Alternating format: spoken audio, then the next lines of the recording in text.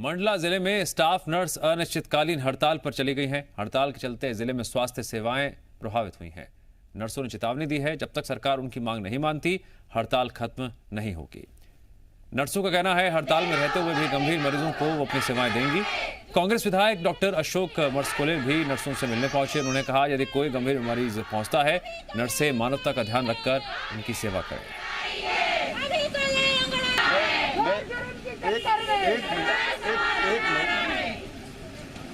तीन साल पहले मैंने रिजाइन किया है, लेकिन उसके पहले एक ही विश्वास है कि अस्पताल ही हमारे जीवन के लिए है।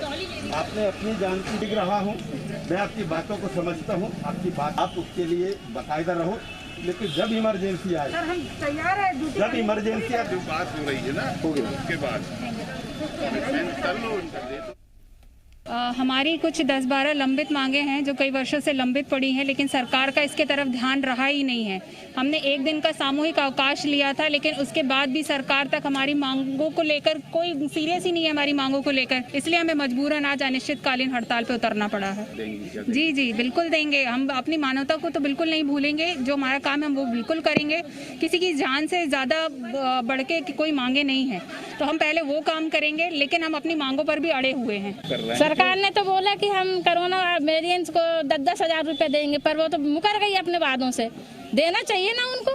हम अपनी मानवता को नहीं भूलेंगे। सीरियस केस आता तो हम उठ के जाके उनका पूरा ट्रीटमेंट करके फिर वापस आ जाए। इनके मुद्दों पर अगर आप बात नहीं करते हैं तो ये तो सरासर एक वादा खिलाफी, उनको समर्थन नहीं लेके आ पा रहे, जिनको आपने कुछ समय पहले भगवान का दर्जा दिया था। मैंने आप लोगों से रिक्वेस्ट भी किया है कि आप अपनी जो वाजिब मांगों के साथ में तो आप रहें, लेकिन इमरजेंसी में आप अगर यहाँ कोई तकलीफ ऐसी आती है तो इमरजेंसी में आप जाके अटेंड करें। मैं एक विधायक होने के नाते आपकी बातों को मैं रखूंगा और मुख्यमंत्री जी को मैं इसके लिए पत्र।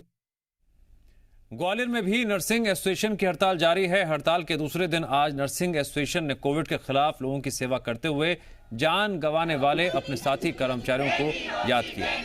इस मौके पर जय आरोग्य चिकित्सालय परिसर में बड़ी संख्या में एकत्रित हुई नर्सिंग एसोसिएशन ने सरकार के खिलाफ नारेबाजी की और अपनी 10 सूत्रीय मांगों को लेकर सरकार को स्पष्ट चेतावनी दी।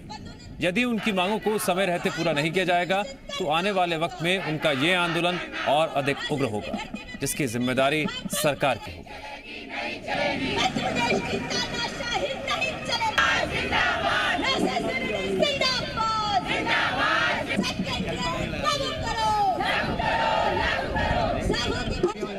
की तरफ से या हमारे पास किसी अधिकारी की तरफ से कोई ऐसा संतोषपूर्ण जवाब नहीं आया है जिसमें हमारी मांगों को लेकर कोई गंभीर रूप से किसी ने नहीं सोचा है। इसलिए हम अपना आंदोलन जारी रख रहे हैं। तो हमारी रणनीति यही है कि अगर सरकार हमारी बातों पर बिल्कुल ध्यान नहीं देती, हमको बिल्कुल लिखित में ये चीज़ आश्वासन नहीं चाहिए, हमको लिखित में चाहिए कि हम आपकी इन मांगों पे बिल्कुल चर्चा कर रहे हैं या हम बैठक ले रहे हैं, हमारे साथ मीटिंग ले रहे हैं सरकार का कोई प्रतिनिधि, तभी हम कॉल ऑफ करेंगे।